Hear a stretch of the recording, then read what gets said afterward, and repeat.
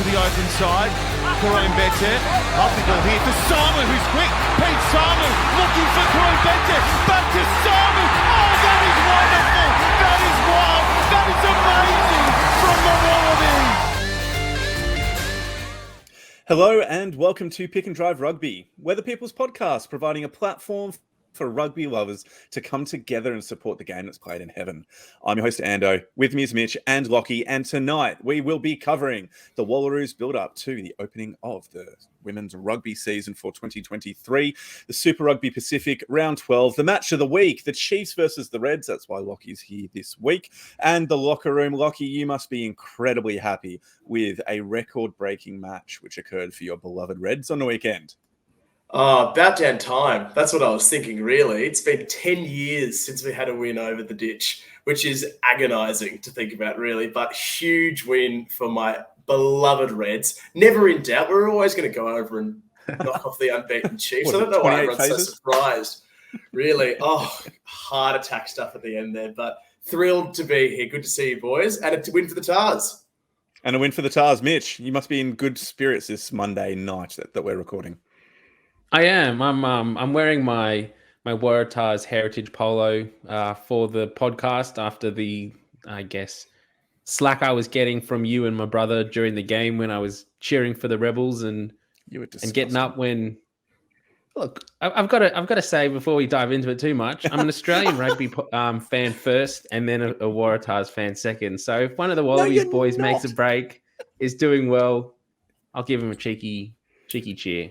I'll send you some Why red not, words. right? Oh, mate.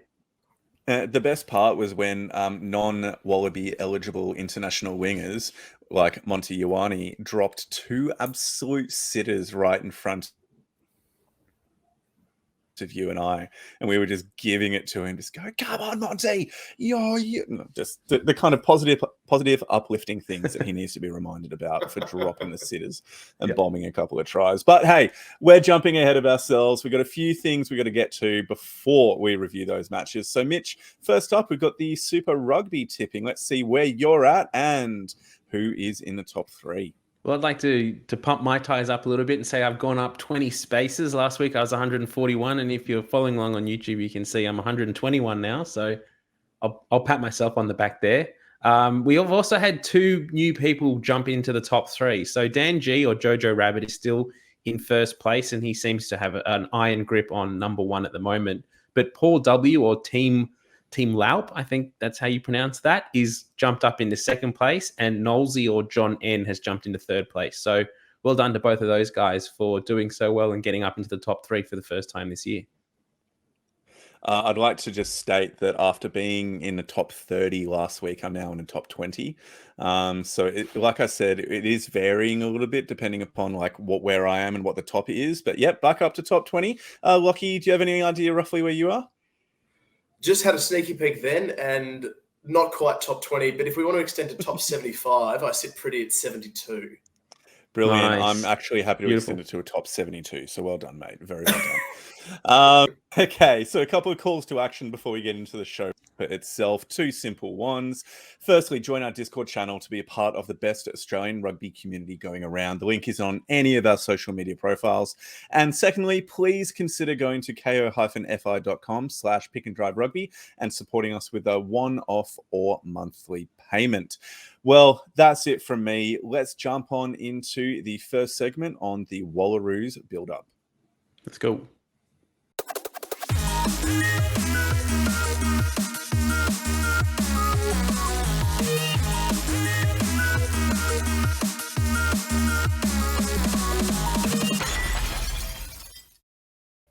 All right, it is time to talk some Wallaroos. It's that time of year. The first squad for 2023 has been announced, and to start things off, we've actually got some sad news in a way. This was announced this afternoon that Shannon Parry has officially announced her retirement. So that means we will get to see her this weekend for the Wallaroos, her last game on Australian soil before she does hang up the boots and then sort of moves into a bit of coaching and development away from, I guess, playing, which is good to see she's sticking around Australian rugby. Lockie, what were your thoughts when you first saw the announcement come through? Oh, massive loss massive loss to Australian rugby on the field, but it's so good that she's sticking around, like you mentioned, Mitch. When I think of Shannon Perry, I think of the 2016 Rio Olympics. I think everyone probably has that immediate connection to seeing one of the original Golden Girls and the co-captain with Shani Williams at the time, leading us to a gold medal in what was such an important moment, not just for rugby, but for women's sport in Australia. We've seen sevens explode over the past 8 years since the Olympics, and Shannon was such a big part of that. But also, and I didn't realise, it didn't quite click to me until just before reading the article, but 4 World Cups. What an incredible achievement in 15s as well.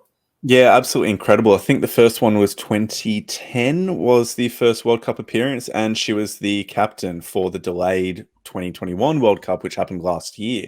So it just shows how decorated she is as kind of like a trailblazer, one of the really eminent figures within women's rugby within Australia in both the 15 and the 7-a-side format.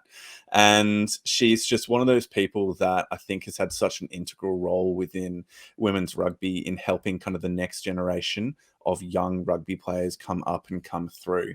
And so the role that you referred to earlier, Mitch, was the Rugby Australia's National Emerging Sevens coach. And she's actually going to be taking a team to the 2023 Commonwealth Youth Games in Trinidad and Tobago in August. So like you said, it's wonderful that she's staying involved. Really, really keen to go out and cheer on and support her this Saturday. And it's going to be absolutely wonderful to give her the fitting reception or fitting finale that she deserves out in front of an absolutely packed Allianz Stadium. And I think what's really like an achievement that she's made is she's probably one of the first people that comes to mind of the pathways and what you can do for women's sport in Australia. The fact that she has been so successful in the sevens, she's then transitioned across. Well, she started in 15s, went across into the sevens program, excelled at both, led the Wallaroos, as you mentioned, Ando, to the World Cup last year. And it's a loss in some ways to the Wallaroos that she is stepping away now, but times come where you have to do that. But the fact that we're not losing her to Australian rugby is just such a great thing, that and so immediately too. Like oftentimes these players will take some time, step away from the game and come back in a year or two. The fact that she's sort of playing a last test on Saturday and then basically stepping straight into the coaching role is really, really exciting for Australian rugby to see how she can help that next generation sort of progress. But if we dive then into the squad that was announced, there's a lot of names there. There's a lot of asterisks as well, if you are following on YouTube, of uncapped players who have been announced in the Wallaroos for the first time.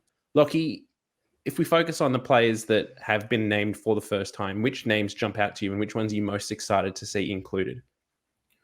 First one that sticks out is Karis Dallinger, having the Kiwi who's suddenly not a Kiwi jump aboard. And she was so integral to the Reds run to the final, her partnership with Diane Heaney, who sadly is not eligible and we can't pinch her. But I mean, Dallinger's kicking game changed the way that the Reds were able to play this year. So a massive in to have as a playmaking option with Arabella McKenzie still abroad. But I was really interested to see and excited to see the addition of Jay Hiruwai as well. I thought she was fantastic as a playmaking halfback down at the Brumbies. She's a real live wire and she's really strong on either side of the ball. So I'm excited to see how she can go in what's a real backlog of nines that are starting to crop up. We're seeing Lane Morgan in pole position, but there's plenty of talent in the playmaking and it's running nines department at the moment. And any other names that jump out for you that you're excited? Yeah, just adding to that. Well, yeah, I'll just add to it. There's a player that I'm really interested isn't present. So you spoke, obviously, about the fact that we now have Karis Dallinger there. Waratah's number 10, Ella Ryan's not there. And so from what I've heard, Ella Ryan and Grace Kemp not being present in the picture as well, have unfortunately been poached across into NRLW. Now, I say unfortunately from a rugby union fan's perspective, the reality is they're going to get paid more in NRLW. And so it makes sense for them from a kind of professional, personal and professional perspective to go where they are paid well for their services. But having those two players just gone with little opportunity to farewell them and say goodbye is really disappointing. Ella Ryan, obviously from the Brumbies, moved up to the Waratahs with Arabella McKenzie gone, and probably would have been one of the maybe front runners alongside Cara Stallinger for that Wallaroos number 10 spot. So yeah, just pretty interesting change. But one player who I will point out, I mean, how can't you? Caitlin Hulse. How can't you point out a 16-year-old being brought into the Wallaroos squad after a fantastic season for the Waratahs? Mitch, having watched her so much throughout the season, she's just so entertaining. How do you think she's going to be able to take to the field if she does get the opportunity this weekend? I think this is the perfect opportunity, and that sort of leads us into my next question. So well done there, Ando. But this is the perfect opportunity for Jay Tregoning, the coach, to give some of these younger players the opportunity to get their first cap for the Wallaroos. No disrespect to Fijiana at all, and we expect them to come in and perform well against the Wallaroos. And with their win in Super W, you'd expect the majority of that team to be sort of make the national squad, even though we don't really know. We've been trying to, as we said before the pod, Ando, trying to find out who is named in that Fijiana team and who's in that squad, and we can't officially find anything listed so far. But it's a great opportunity for some of these younger players to get some experience, to, if not start, come off the bench and play kind of like a warm-up test to some of the more important tests to come later in the year. Lockie, on that point of players that haven't been capped for the Wallaroos yet, how many do you expect to be named in the 23 on Saturday? Oh, geez, that's a rogue one. I'm not sure I can speak to it, but I certainly think there are people that have played themselves into a starting role that we could look at. I think that, and it's people that you wouldn't typically expect. I think Lamia Besena-Valangi was a revelation, being able to play across the pack for the Rebels, and she'd be a real injection of energy, either in the front row or across what is already a pretty stacked back row. So I'd expect her to look in the propping department if she does get a gold jersey in the next couple of weeks. But Caitlin House is a standout. She was really strong for most of that TARS campaign. And then you look at people like Faitala Maleka, who was also really strong and is a playmaking option as well. So there's a few people that could potentially get in there.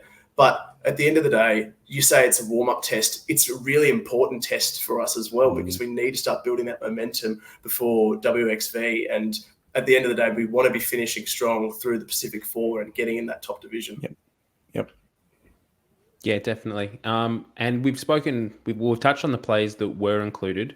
Let's touch a little bit on the players that weren't included, particularly those players that are playing overseas. So that sort of quartet of players that are over in England. Obviously, the timing in being included in this squad doesn't work out, considering they're still contracted over there and they're still playing in the Premiership competition. Do we expect those players to come back and feature quite heavily for the Wallaroos later in the year?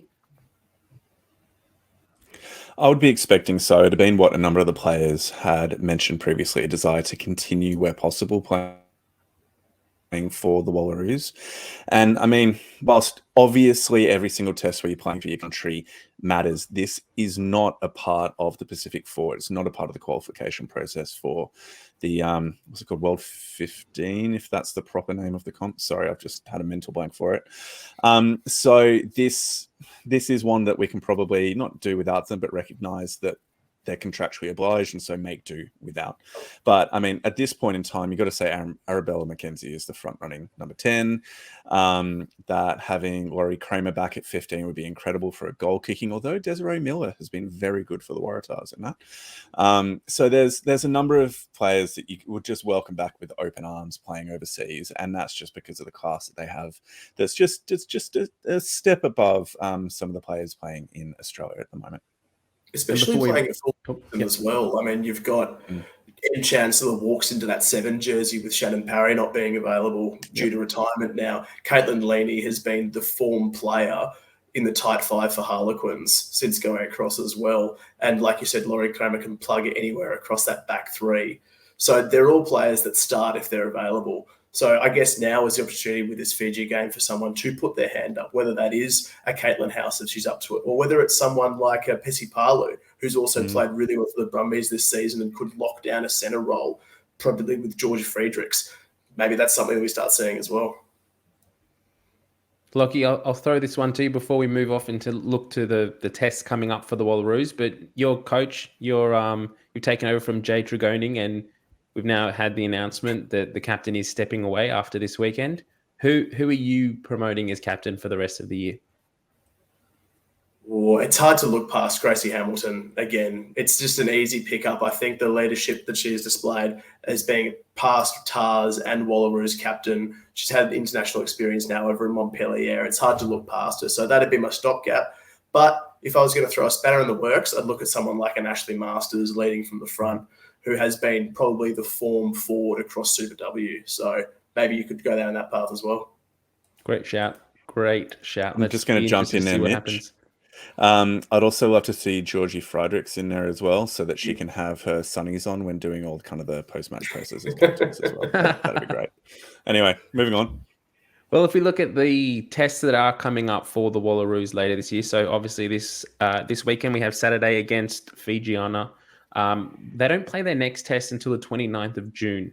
So there's such a gap there between test matches for the girls, and that's what really sort of makes you wonder how much of this test really is like a full idea of putting your best team on the paddock, or just sort of giving game time to some of the younger players and then giving time for the girls to sort of get into the season as it progresses. So on the 29th of June, KO Stadium in Brisbane. I'm actually not sure where even that is. Lockie, you're Redcliffe, baby. That's where the Dolphins are. Not that we support is that where it is? Fins up. Okay, Fins so up. Wallaroos are playing at Dolphin Stadium.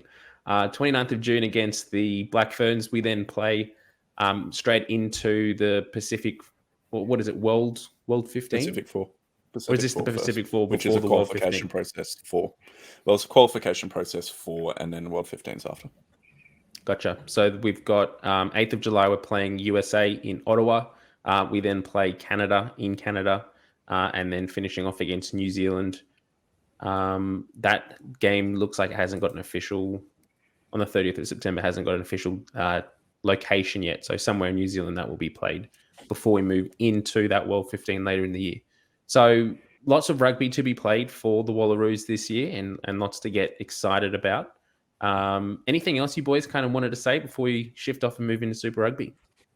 I'll jump in quickly. It's just get down there. Get if you're in Sydney, get to the game this weekend. So it's a double header. If you got Waratahs membership, you can get into the stadium early for free. Don't need to buy the extra ticket or anything like that. And you get 2 games for the price of 1. Get there early and support our women. They deserve our support. It's going to be a load of fun. Excellent game. You know that the Fijiana are going to bring it. And I'm really excited for the quality of the Fijian crowd this Saturday night. Having both the national team and the Fijian Drua playing one after the other, the Fijian contingent is going to be loud and proud and entertaining. So get along there. It's going to be fun, and I'll see you there. And I guess following up on that as well, if you are on social media, make sure you are following the Wallaroos, because they've put some really cool content out in the last few days. They come together, they're in camp for this week, and they've got a few videos sort of showing behind the scenes, some player interviews, a little bit of banter between players, which we all love to see. So if you aren't following them, make sure you give them a cheeky follow and get amongst that as well. All right, shall we shift across into Super Rugby? Who's running this one? Endo, I think you are. I am. Game on. So we had an incredible round of Super Rugby for round 12. And the first game of the weekend opened up with, as we mentioned earlier, a historic victory by the Queensland Reds over the Chiefs. It was 22-25, beating the Chiefs away from home. The Force then got up over the Fijian and Drua 34-14. Canes absolutely smashed Moana 71-22. The Crusaders and Blues, probably what was picked as the match of the round prior to the round beginning, was a very, very hard-fought 15-3 grind by the Crusaders over the Blues before the Waratahs were able to eventually get away with a comfortable 38-20 win.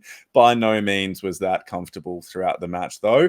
And then the Brumbies were able to put away a pretty plucky and resolute Highlanders outfit 48-32. So actually, some pretty good performances. We had 1, 2, three, four of the Aussie teams win, which is pretty good considering they were playing, one team was playing another Aussie team. So it's pretty great. Now, we're not going to start off with the Chiefs and the Reds. We're going to save that as the match of the round. Lockie tried to argue that the Waratahs Rebels was the match of the round, but we were just like, no, Lockie, let's let the Reds have this opportunity. Does that sound right to you, mate? Crystal clear. Yep. Crystal clear. Excellent. Well, why don't we just go through and we'll make a couple of quick comments about each of the games before we get into the match of the round. So starting off with the Force 34 Fijian and Drua 14.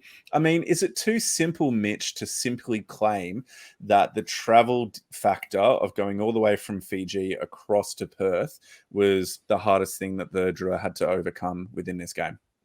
It definitely feels like it, doesn't it? Like we've been talking about this for the last few weeks, that the Drua at home are an absolutely different 15 to when they travel.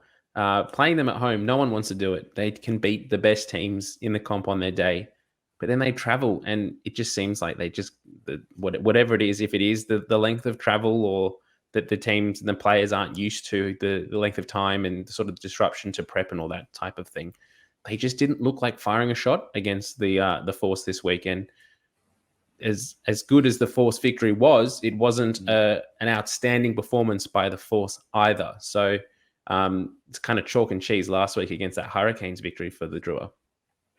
Lockie, the Drua had 20 turnovers conceded to 11 by the Force. And whilst their tackle count was pretty good, it just shows that even the Drua, when they don't hold onto the pill, struggle to make inroads against opposition teams that are well organized. What do you think they need to be working on moving forward to make sure they can actually be getting some improved results away from home? Well, it's that ruck security, isn't it? We see the Drua play such an expansive game and we can wax lyrical about the offloads and whatever. But the problem with that style is that if you get isolated and you're not able to give the ball away, it's turned over straight away. And that's what the Force were so good at. They were able to shut down with a two-man tackle and isolate these runners who are going one off. And then you see the likes of the Michael Wells and the Carlo Tizanos getting over that ball and stripping it away.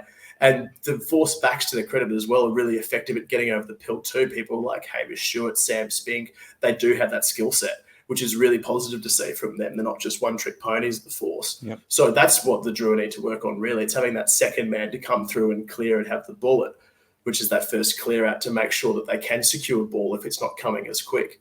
But I don't think we can take much away from the Force. I mean, they're coming back from an absolute pantsing over in Christchurch, even though, as we sort of covered on the pod, they didn't play too badly. And I think that's an indication of where they are. They're able to put a team like the Drua away by sticking to their structure. And typically what we've seen in the Force's history is they're a gritty side that thrives with being able to grind teams down, turn over the ball, and counterpunch. They're a gritty team. And we saw that. I was really proud of their performance, actually, over in Perth. I mean, and on that point, they had, 59% possession, 67% territory.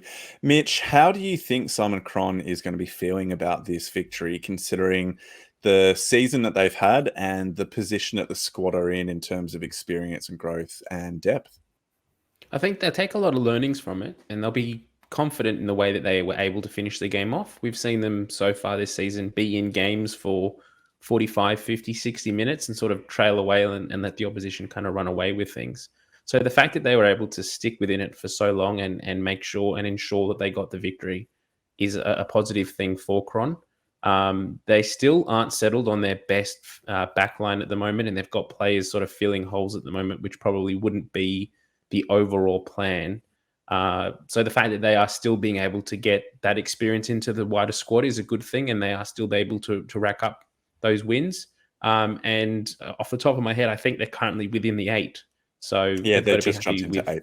Yeah, so they've got to be happy with that. And at the moment, in this point of the competition, that's all you want to be doing.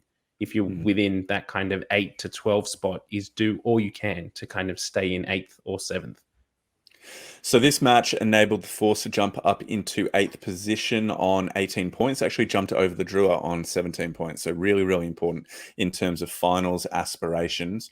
Now, moving forward into the next game of the weekend, it was the Hurricanes 71, Moana 22. Look, I really feel for Moana at this point of the season. They are winless. They only have 3 losing bonus points. Their points differential is minus 230. And they have had a really, really rough season. I mean, Lockie, what can we say about this game, really?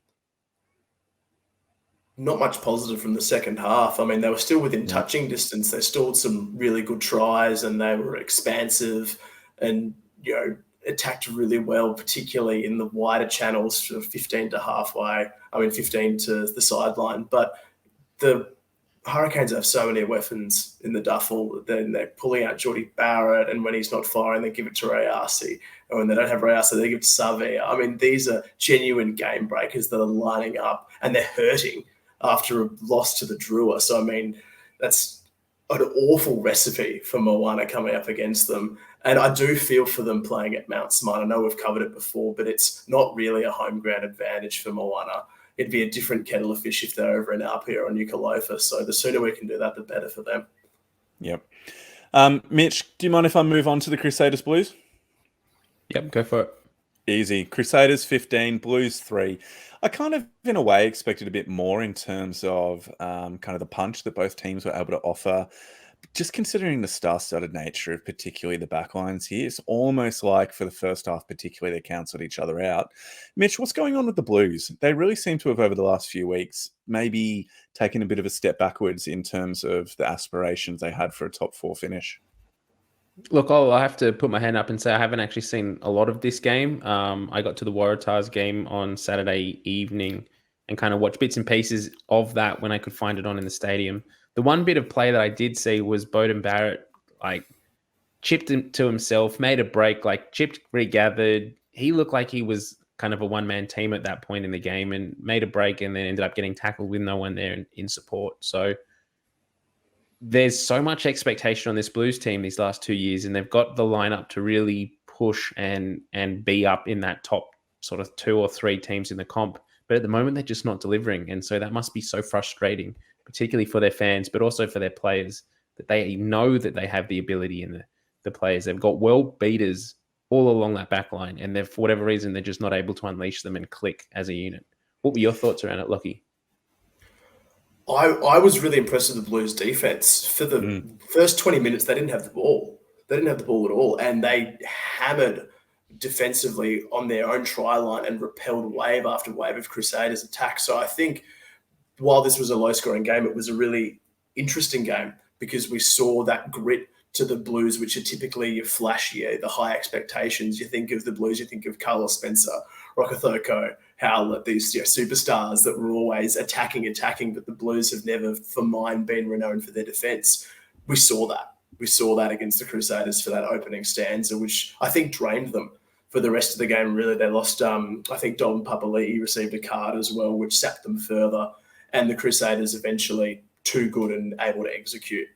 But for mine, you're right. It's tough to see the Blues have all that expectation. And all of a sudden, Ricky Ioane's not popping up after scrums and saying g'day, is he, when they're on the end of a losing game in Christchurch. So it'd be a massive game for them when they come to Brisbane next weekend against the all-conquering Reds. We'll see how they go then. The all-conquering, don't you mean the singular conquering Reds? We'll take it for now. Yeah, you know what, I would too. I would very much too. Look, moving on to what's really the second match of the round. We have the Waratahs versus the Rebels, 38-20. And the Rebels jumped out to a 14-0 lead. And I posted at the game, we don't hold on to the pill. Hooper gives away a stupid obstruction penalty and then a Melbourne Rebels score. It was rubbish play to open a game. And the Waratahs are so much better than the first 20 minutes of the game that they played. But I'm really concerned that they're still having these moments of just making just brain dead decisions and giving the ball away really cheaply. Sure, they're likely to remain within the top 8 unless there's a massive, massive implosion over the coming weeks. But I really struggle to see them moving beyond the first round of finals with the current style of playing. Mitch, I'll throw it to you. What were your initial thoughts? Yes, we came away with the win. How are you feeling now that couple of days after that result. First of all, I got to say, it's nice to see your hair's growing back a little bit, because that first 20 minutes, you were literally pulling your hair out. You were so frustrated sitting next to you. You were just like, we've got nothing. This is so bad. It was so bad. But I mean, credit to the Rebels in that first 15, 20 minutes of the game. Yep. They put the Waratahs under pressure, and they fired. They scored those tries, and had Monty Ioane not dropped those 2 pills with an open try line, they're probably 2 extra points or 2 extra tries up as well. So they were putting the Waratahs under a lot of pressure. They were forcing them to make those mistakes. But unfortunately, as we're starting to see with this Rebels team, they're not able to stick within games and play a full 80 minutes. They came out in the second half, and after that first yellow card to Wilkin, they seemed to kind of just, the wheels fell off, and they just seemed to lose all kind of direction. But from that point, the second yellow card later in the second half, and it looked like an uphill battle from there. They didn't look as composed. They didn't seem to stick to their structures as well. They were still carrying the ball with dominance, but the Waratahs just looked far more clinical with ball in hand. Ben Donaldson had the game of the season for mine, taking the ball to the line. That try that he set up right on full time was just too good as a Tars fan. We both didn't see it coming, and we both jumped up all excited when Izzy Presley finally got over and batted that ball down. What did you think, Lockie? Do you think this was more the Waratahs being too good, or the Rebels kind of just falling apart? I think you've got to put it down to another Rebels flop, unfortunately, and not to have a crack at the Tars. I think it's really positive that the Tars found a way to win, and win with a bonus point when they're not playing at their best. I think typically when you see a strong Tars, you do see a strong Australian rugby side. So I'm very happy from that perspective. But yeah, they are the best team in the comp. Yeah, this is nice. This is nice chat. Excuse me, sorry. I'll take a moment while my all-conquering Reds enjoy the spine. But realistically, this was a game the Rebels should have won. They butchered those chances before halftime. They could potentially go in 4 tries to zip. And, I mean, they threw it away. They literally threw it away. I mean, you should be sending boxes of flowers and chocolates to Monty's address down in Melbourne, because if they'd scored those, it's a totally different game that we're looking at. But you're right, the Tars did grind really well, and I was impressed with Donaldson. I'm not going to call him Stephen Larkham, but it was very Larkham-esque the last try, taking the ball to the line, the way he's able to manipulate the defence. So I'm not blowing smoke up him, but that was really good to see from an Australian rugby perspective as well. Ando, do you take a lot of joy from seeing a win when realistically you weren't playing at your best for the Tars? Oh, look, I'm not going to say joy, but there is a bit of, there's definitely that positive angle to it, hey. It's really good to see the team not play particularly well, but still grind out a win. And an interesting point is, like, the Rebels have been such a mixed bag this season. They have shown some absolutely incredible moments throughout this season where, for example, against the Blues, they were up, where's the score, 17-13 at halftime before capitulating 17-54. Against the Crusaders, up 24-12 before capitulating 27-43. And the story goes on. I'm just looking through their scores now. It's 14-17 at the halftime against the Waratahs, and then they scored 3 points in the second half, and we scored 24. So it just shows that the Rebels have it's that old cliche of, oh yeah, we're yet to play a full 80-minute game. But I mean, the stats don't lie on this one. If the Rebels had actually been able to put in an 80-minute performance and carry so much of the good work that they've been able to do in patches through for like another 20 minutes of the second half at least, they would be so much higher on the ladder. And they deserve it. In a way, they deserve it because they've been so good at points, and the team has come a long way. But conversely, it's really good to see the Tars actually go to their straps and come away with the win. Mitch, we had a couple of interesting moments where the first entry into the 22 actually resulted in, I've got a mozzie coming around here. I'm trying to kill it as I'm talking. I'm so glad you brought this up, Ando. Yeah, no, thank you. Sorry. I'm like that dog in Up that's like, squirrels. That's me. But basically, we had that first try that came up, and got the penalty try. And then again, Josh Canham in the second half, I think, Yeah. got yellow carded as well with a penalty try. Now, briefly, give us your thoughts on this one, because you and I were ranting about this in the car on the way home. Yeah, this is what I'm Briefly. proud of you bringing up. Not so much the fly thing, Was but he? the fly, whatever it is. I just find it so. I almost feel bad for the Rebels. Well, I do feel bad for the Rebels, and as hard as this is as a Waratahs fan to sit here and say, but I really feel like they didn't get the rub of the green by the referees in some of the calls in this game. And the fact that the Waratahs got given a penalty try, yes, you can like the call wasn't wrong. Wilkin did detach from the maul and then ended up sacking Preki. But it's so hard as a rugby fan to sit here and say that the Rebels deserved a penalty try and a yellow card there when they had been so dominant up until that point in the game. It was like the one infringement that they had given in the 22, the Waratahs' first entry into the 22, and they end up losing a player for 10 minutes. No warnings, nothing. And then early in the second half, the same thing happens. How interesting. Can I just jump in there? Let me just jump in there, because you're right. There was the comment you made about within a 22, no warnings given in a 22 was really important, because Brad Wilkin did get pinged the ruck before this, or the play before this, for, I think, hands in a ruck or not supporting his body weight or something like that. And he kind of got told off for that one. And then he was the one that gives away. And so the ref was like, oh, I spoke to you in a previous ruck, cynical, blah, blah, blah. So here you go. Here's the yellow card. And I was like, it's not repeated infringements. Yeah, the other one was in the 10 meter in the Waratahs half. Anyway, just to support what you were saying there. Yeah, I just find it's so frustrating around the mauls at the moment that a team.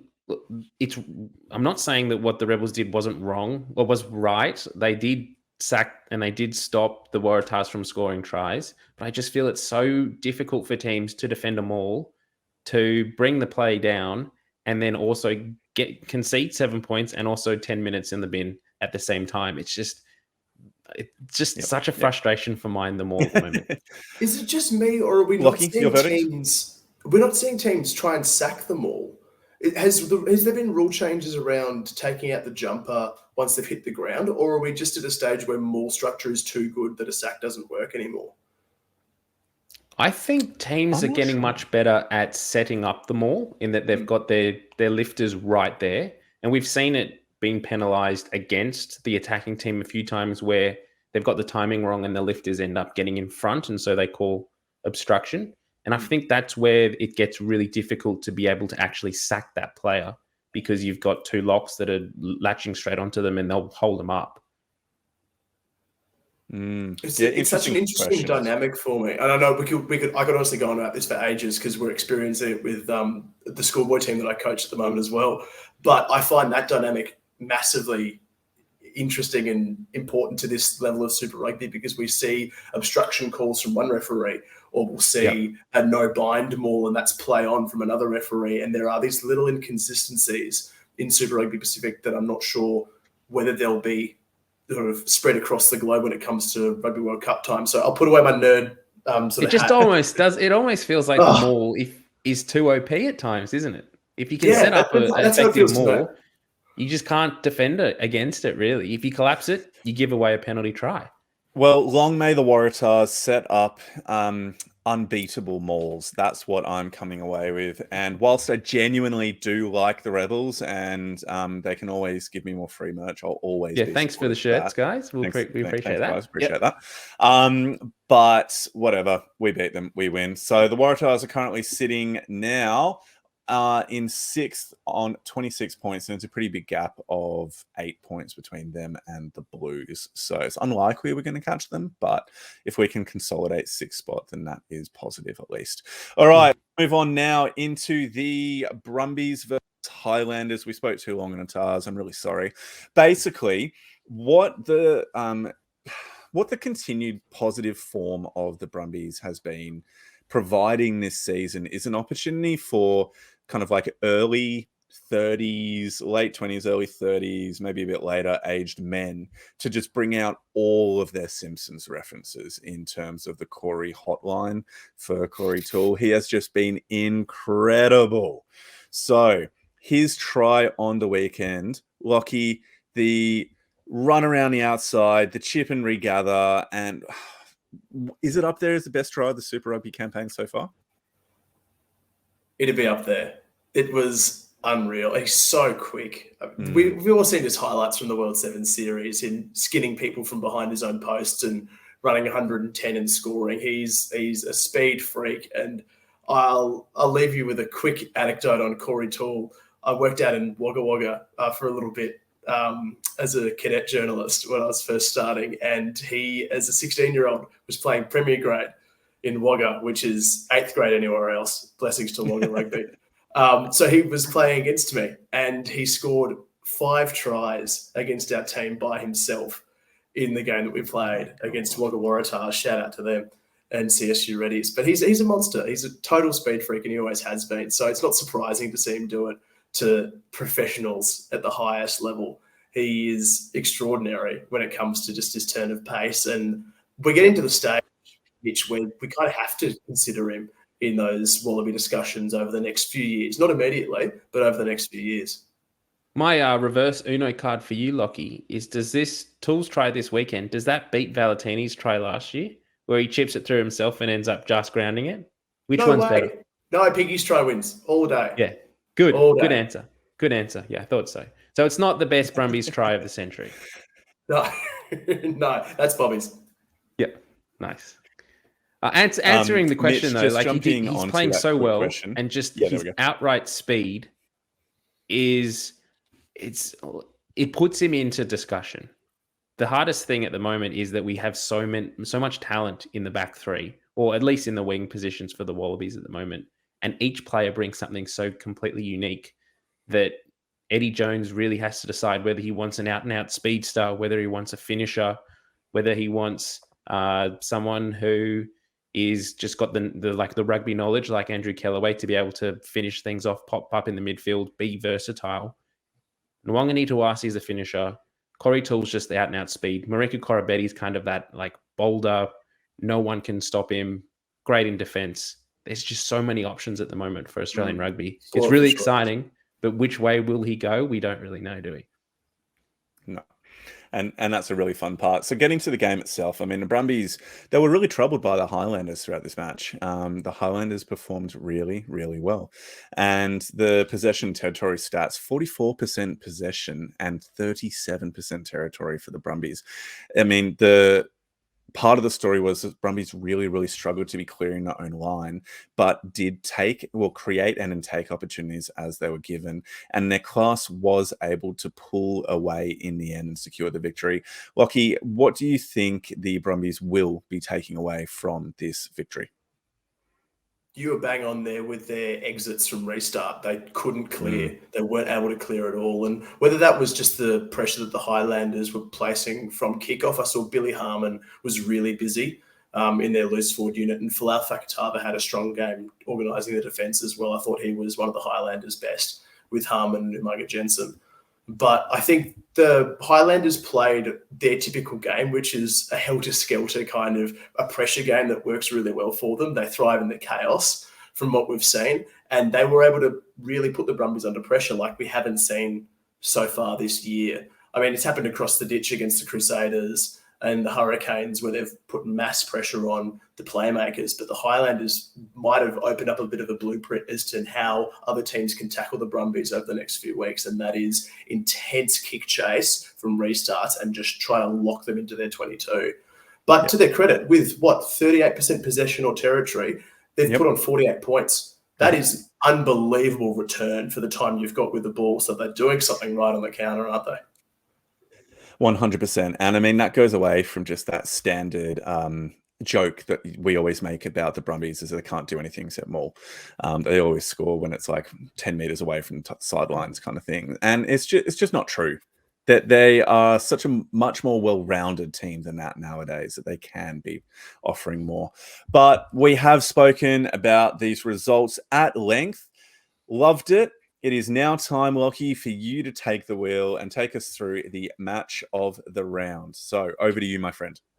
I am still fizzing. I'm fizzing. It was such a great game. And I think any Australian rugby fan or any rugby fan across Super Rugby will have to celebrate this because no one likes seeing a team go through undefeated unless it's theirs. So if you're from Hamilton, I apologise.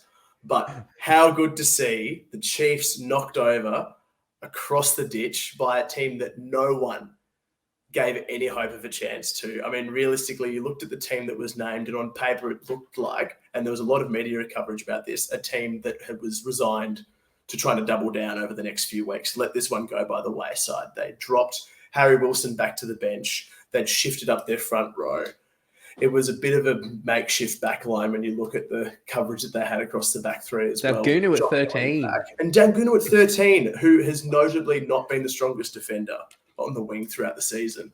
And it just worked. And it came down to intense defensive pressure. It was all effort and a really strong kicking game from fullback, from Jock Campbell.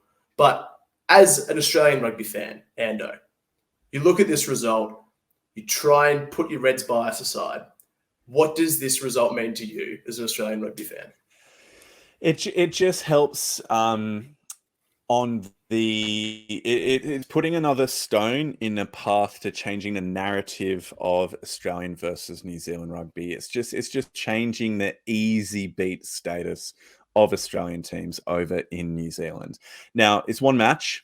It's one match along that journey, but it is good to see an Aussie team go over and do what nobody thought they were going to do and get this win. So I don't mind it at all. I was stoked for the Reds and incredibly happy that they were able to get this win. Because much like Mitch with his weird obsession with the Melbourne Rebels, don't worry, I love them as well.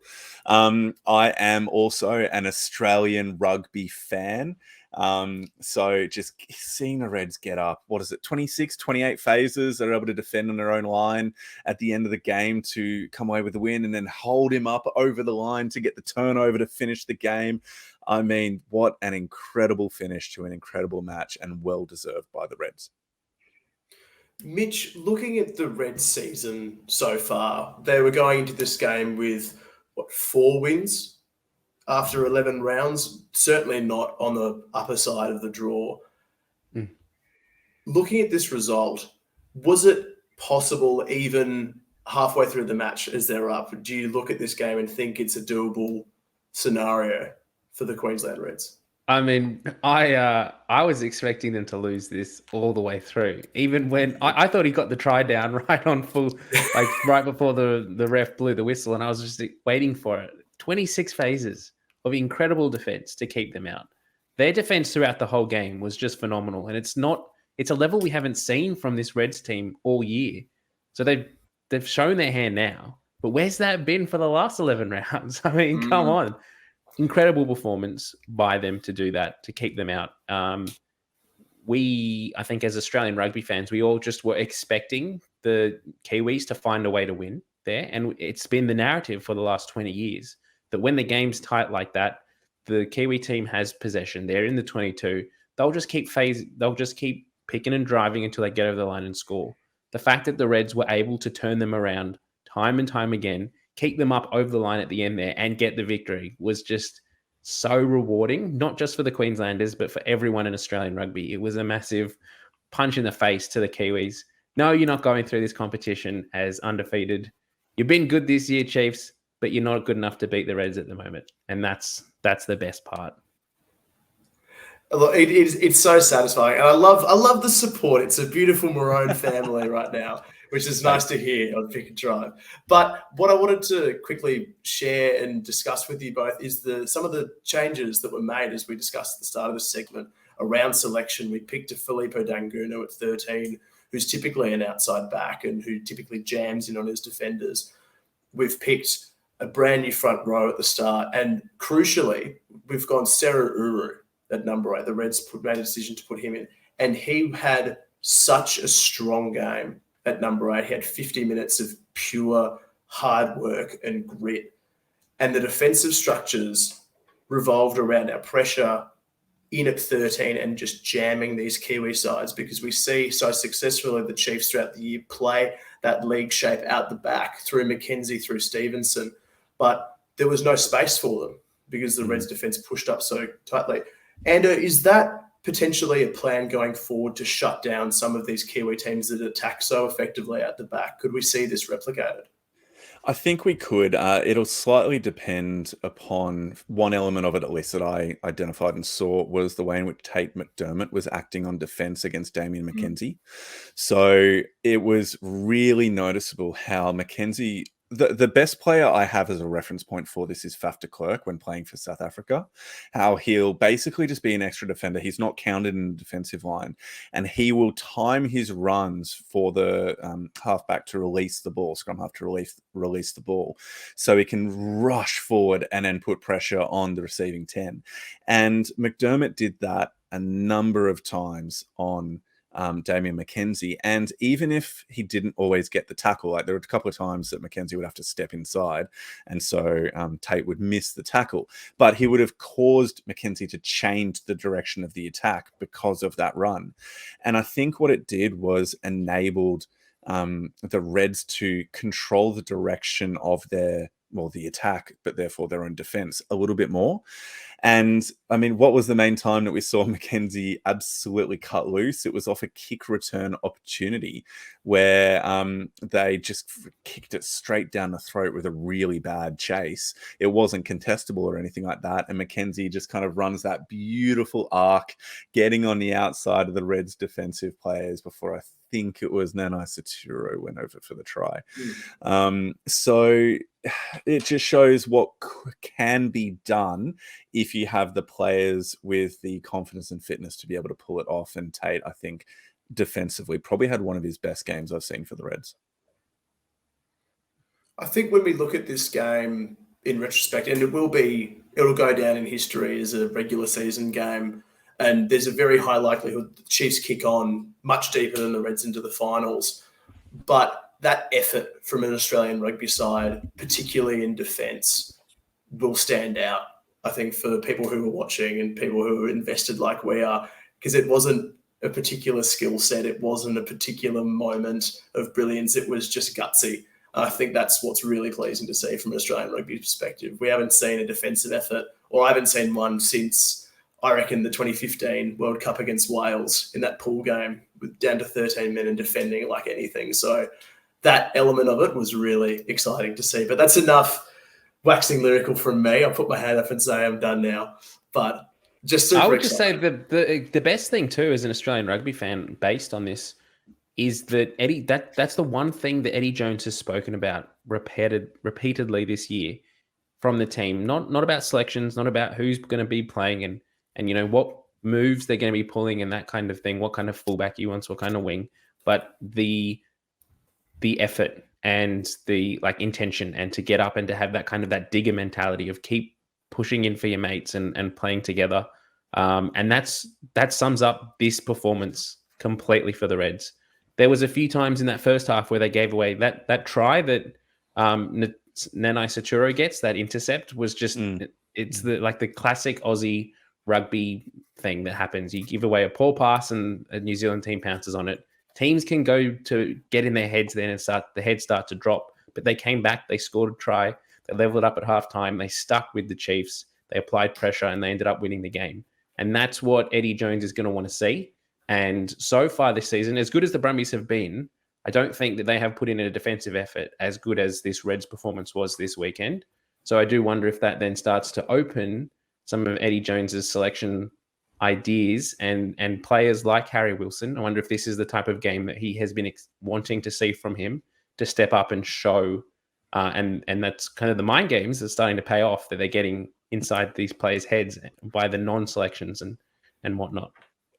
Well, talking about players that stood out, I think that there was a particular coach that stood out, and that was Brad Thorne, who made probably the best tactical substitution decision that I can remember from him. So it's the 37th minute of the game. The Reds have just had the opportunity to get a penalty within the Chiefs' half and have gone for the kick into the corner. And at this point, The Reds have lost the last 3 or 4 lineouts, either by not straight throws from Richie Asiata or from just lineout misses by the jumpers and like. Either way, it's not functioning, and the scrum hadn't been particularly dominant either. So what does he do?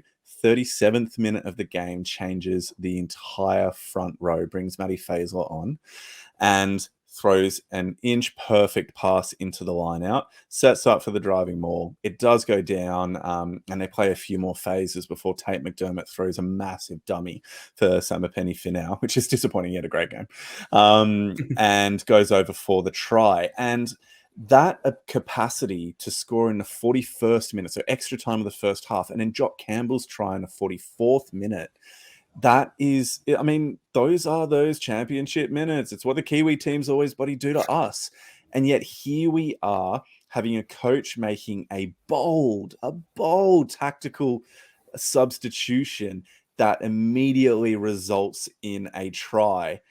I was just clapping my hands for Brad Thorne. Really, really impressed with him and the coaching staff's decision to make those changes. I mean, Lockie, I'm not sure it's anything I'd seen before, but I mean, Brad Thorne coming away from this match must have been so proud of the team and a little bit chuffed about the decision he made.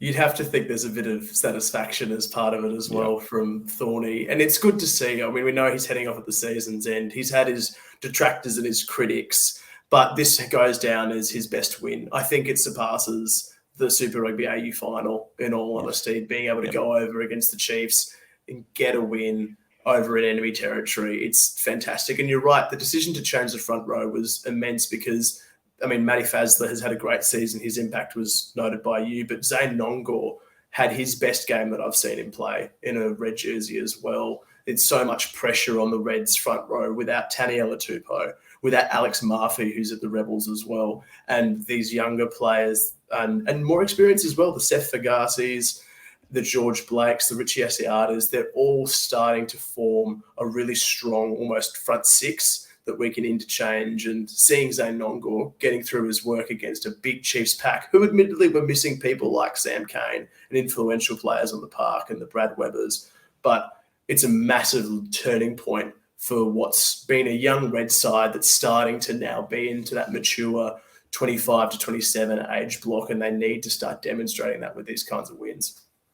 Lockie, do you think this win is enough of a springboard to project this Reds into, success in some format for the rest of the season? Is this enough of a performance to kind of spark something? Not by itself. Lots of people will go in and say, this is the turning point, this is the X, the Y, and it can be, but it isn't without follow-up action. There's the Blues coming to town, and then we're back across the ditch against the Highlanders before finishing in Suva. We've got a really tough run home from a Queensland perspective. So it means nothing for me personally if the Reds can't go now and do a job against the Blues at home. So we'll see. Yep. Yeah, one final comment I'd love to jump in with, guys, if you don't mind, is some of the conversations coming around the changes that the Chiefs made for this match. So the Chiefs changed 6 of the 8 forwards between the match last week against the Highlanders and playing the Reds this week.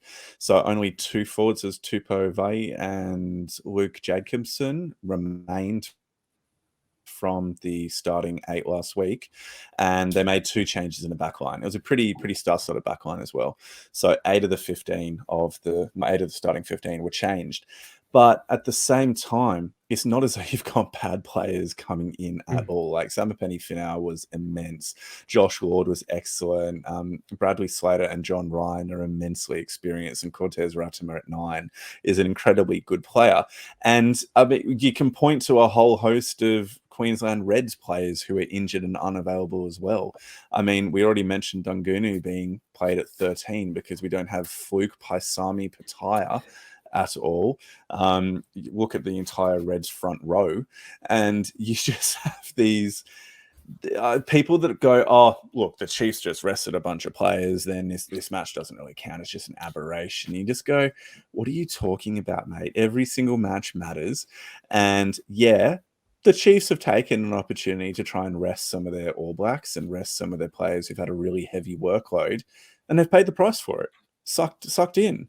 Like, that's your problem. You weren't good enough to win, whilst resting some of your top line players. And like, they're still a very good team. They're still going to be excellent next week, but you can't take away from the win or take away from the loss, actually, or try and hide the loss because you rested some players. You got to own it.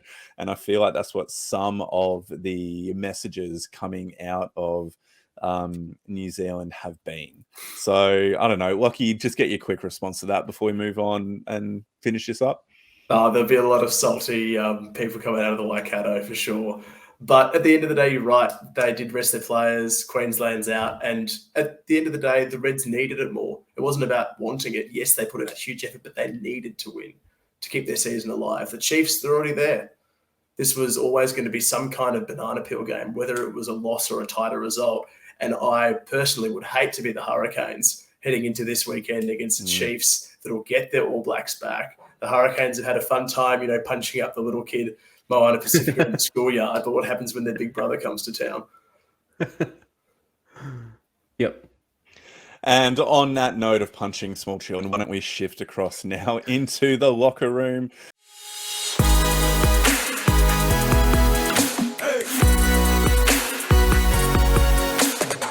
So thank you very much. Let's make that the change.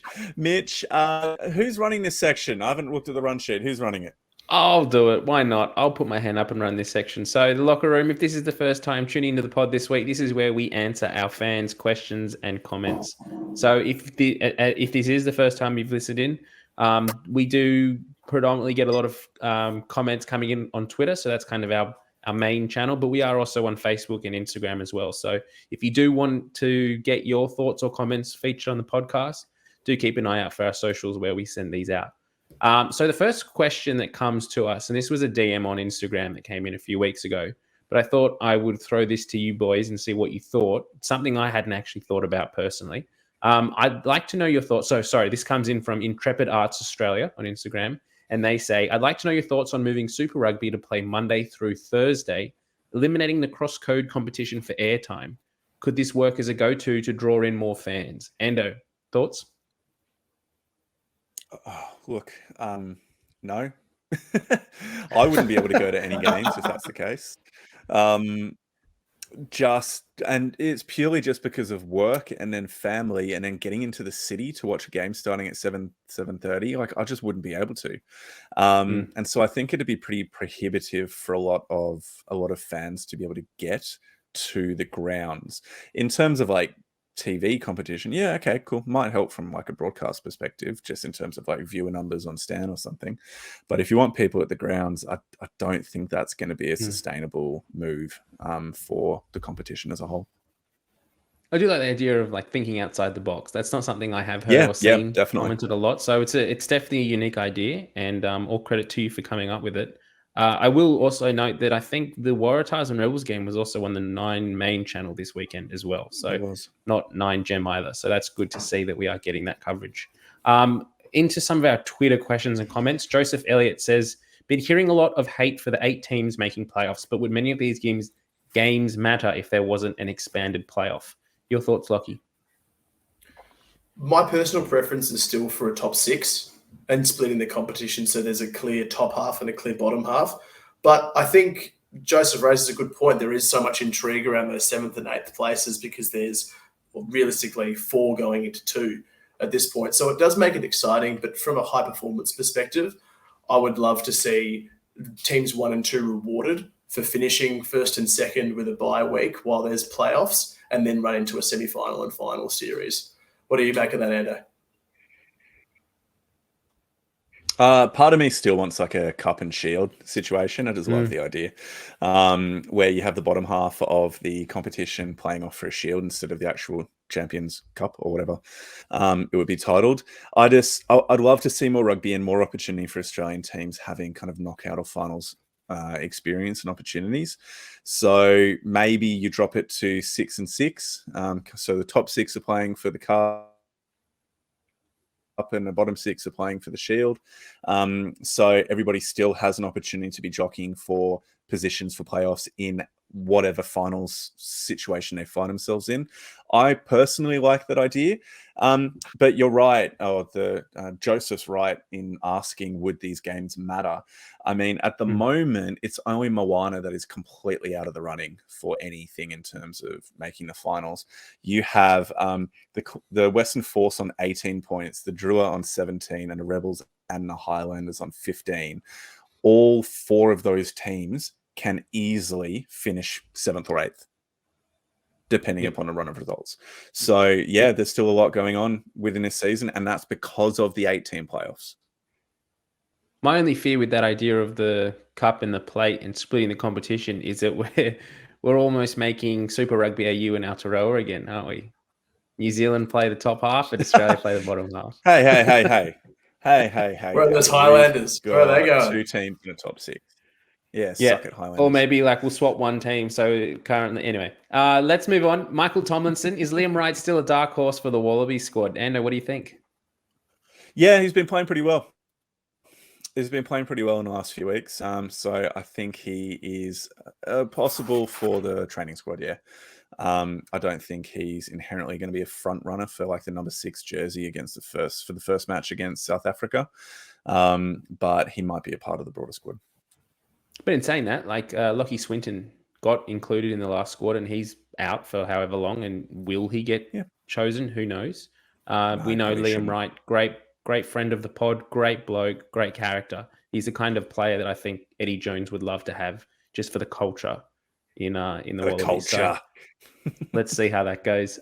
Ben Vanden Linden on Twitter. After the weekend, how many Australian sides have a realistic chance of winning a quarterfinal, considering the majority, 2, maybe 3, will be playing a Kiwi side in New Zealand? What do you think, Lockie?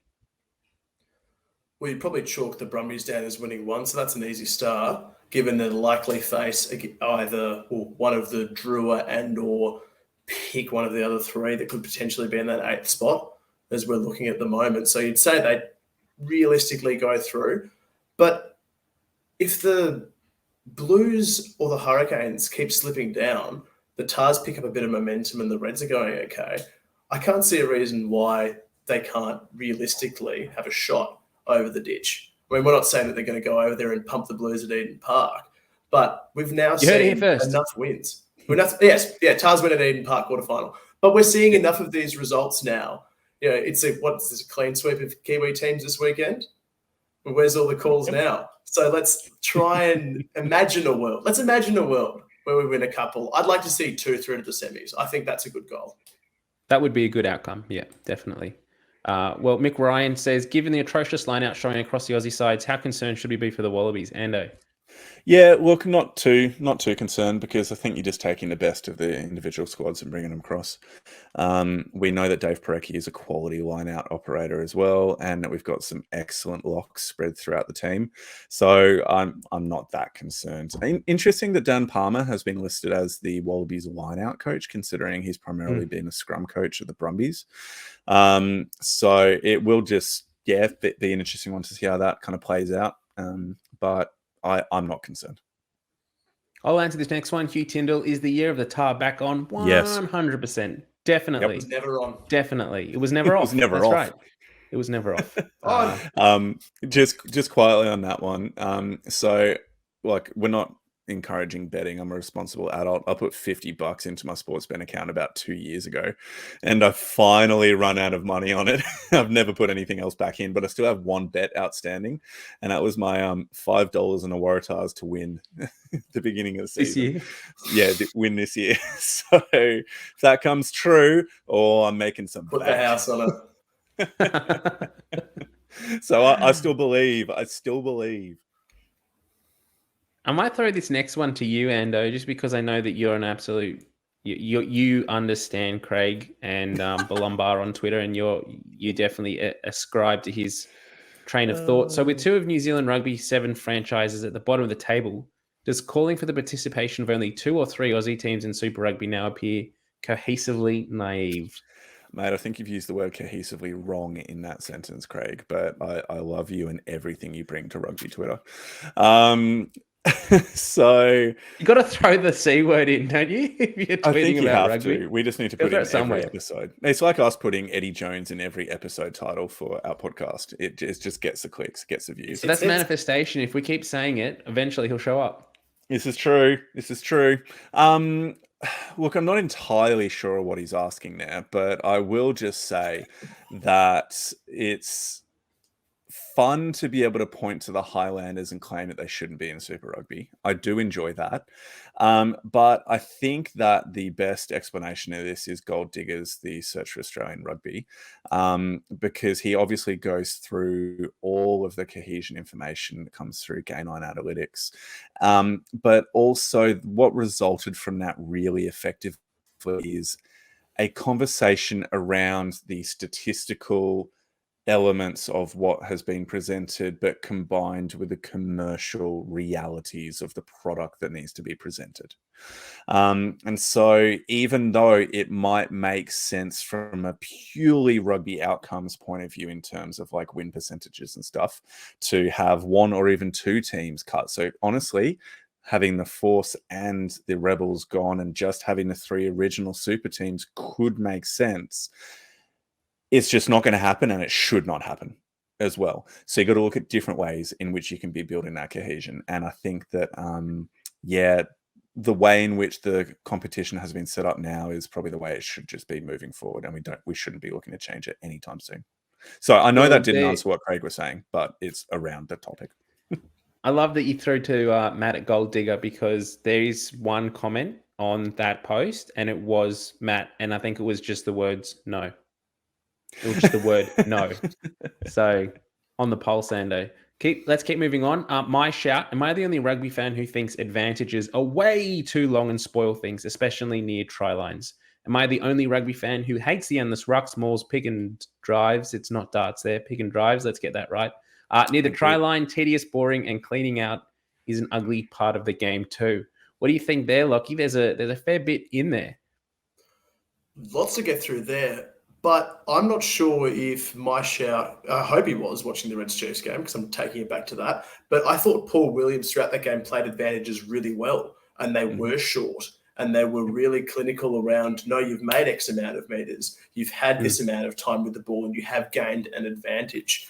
I love seeing that style of refereeing. I love seeing advantage rewarded when it's given, and not these 12 phases of pick and drive when you still go 10 meters and then get a penalty. I think that's absurd. Yep. So, yes, by and large, I've found that advantages can be way too long and reward the attacking team. So hopefully we're starting to see the likes of Paul Williams and these top-level referees doing a bang-up job of that and keeping those advantages short. Love it. Well done. Let's shift lastly into our comments on Instagram. So the Frog and Toad has said, now that Eddie has announced his full coaching squad, can we get a wrap on the team? What does that mean? Any thoughts there? Like, do we want to go through the team, do you think? Conversation about the team, the coaching squad. I think what we might do is save that for another episode, because we have been going. We might do that next week. Yeah, we might do talking about some of the Wallaby setup.